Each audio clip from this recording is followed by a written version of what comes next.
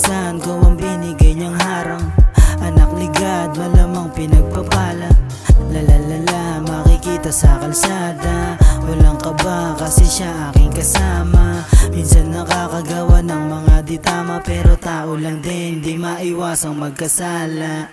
Ako'y buhay, walang dapat ireklamo. Mahalaga, matupad ang pinaplano. Pagsubok niya'y tahimik kong ipinanalo. Di takot sumugal, pati pato tinaya ko. Maging matibay, ikaw ay tinitesting, para malaman kung deserve mo ba ng blessing. Maging malaya, para sa'kin yun ang besting. Hindi to paunahan, pagandahan to ng ending. Tatlo balik sa'yo pag ikaw ay nanduro. Imbis na sumunod, ba't di ikaw ang siyang mamuno? Pag nadapa, bumangon kayo ng kanilang turo. Ngunit karanasan talaga ang malupit na guro.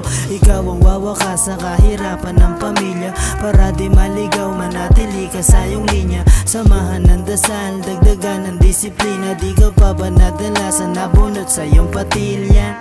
Di madali pare kung tutuusin, kaya ang bawat oras ko'y lulubusin.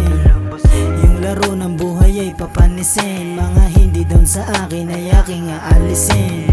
Madaming kakilala, konti kaibigan. Pakikisama, di yun ang naging sandigan. Kuha ng pera, yun aking nakahiligan. Hanggang matupad ko lahat ng aking kahilingan. May mga bagay na ibibigay sa'yo, maganda man o hindi ang dulot nito.